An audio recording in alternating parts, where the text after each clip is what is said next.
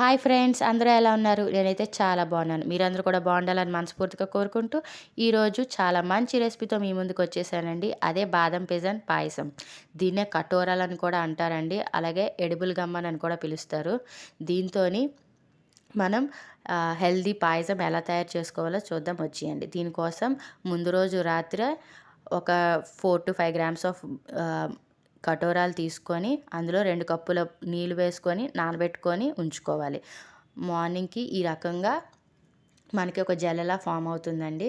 ఇప్పుడు దీంతో పాయసం ఎలా చేయాలో చూద్దాం వచ్చేయండి. దీనికోసం ఒక గిన్నె తీసుకొని అందులో 1 కప్పు సగ్గుబియ్యం వేసుకొని, అలాగే 2 టీ గ్లాసుల వాటర్ కూడా వేసుకొని స్టవ్ ఆన్ చేసుకొని బాగా మరిగించుకోవాలి. ఈ సగ్గుబియ్యం అనేది బాగా మరిగి జావలాగా ప్రిపేర్ అయిన తర్వాత మనం ఒక మందపాటి గిన్నె తీసుకొని అందులో 2 కప్పులు పాలు వేసుకొని 1 కప్పు నీళ్ళు వేసుకొని ఈ పాలుని బాగా మరిగించాలి.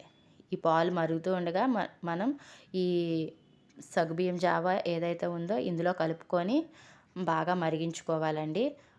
ఈ పాలు అనేది బాగా మరిగి అందులో సగం వరకైనా అయిపోయేలాగా బాగా మరిగించుకోవాలి. ఇలా పాలు అనేవి సగం అయిపోయేంత వరకు మరిగించుకొని, ఇప్పుడు ఈ 2 కప్పుల పాలుకి మనం 1 కప్పు లేదా 1.5 కప్పు బెల్లమైనా వేసుకొని మనం బాగా మరిగించుకోవాలి. ఇలా మనం బాగా మరిగించుకున్న తర్వాత బెల్లం మొత్తం కరిగిపోయే వరకు మరిగించుకోవాలండి. దీనివల్ల ఏంటంటే మనకి చాలామందికి మలబద్ధకం అనేది ఉంటుంది. ఆ మలబద్ధకం అనేది క్లియర్ అయిపోతుంది. అలాగే కిడ్నీలో స్టోన్స్ అనేవి కూడా ఫామ్ అవ్వకుండా చూస్తుంది. ఇంకా మనకి అలాగే చిన్నపేగుల్లోని చిన్న చిన్న నులిపురుగులు లాంటివి ఏమైనా ఉన్నా కూడా మనకి క్లియర్ అయిపోతుందండి.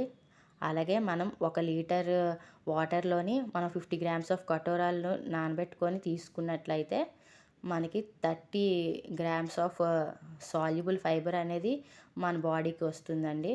దానివల్ల ఏంటంటే మనకి ఎండాకాలంలోనైనా బాడీ అనేది డీహైడ్రేట్ అవ్వకుండా మనకి చాలా బాడీ కూలెంట్గా పనిచేస్తుందండి ఇది. మనం డైరెక్ట్గా మనం వాటర్తో తాగితే మనం తాగలేమండి. అందువల్ల ఇలా పాయసం చేసుకొని మనం తాగితే ఆరోగ్యానికి మంచిది. అలాగే టేస్ట్ కూడా చాలా బాగుంటుందండి. ఇప్పుడు ఈ రకంగా పాలు బాగా మరిగిన తర్వాత కొంచెం ఇలాచీ పౌడర్ వేసుకొని స్టవ్ ఆఫ్ చేసుకోవడమే. ఇది పూర్తిగా చల్లారిన తర్వాత అప్పుడు మనం ఈ పాయసాన్ని ఒక గ్లాస్లోకి వేసుకొని మనం సర్వ్ చేసుకోవాలి.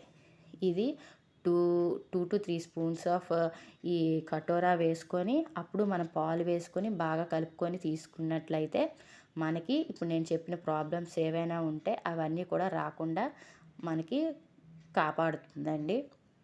సో ఏంటంటే ఇది చిన్న పిల్లల నుంచి పెద్దవాళ్ళ వరకు ఎవరైనా తాగొచ్చు.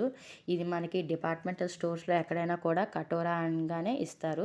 మనకి ఇది 100 గ్రామ్స్ ఒక 70 రూపీస్‌కి అలా వచ్చేస్తుంది.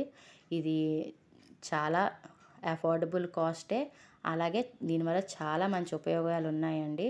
అందువల్ల ఎవరు కూడా మిస్ అవ్వకుండా దీన్ని మనం తీసుకున్నట్లయితే మన బాడీకి చాలా మంచిది.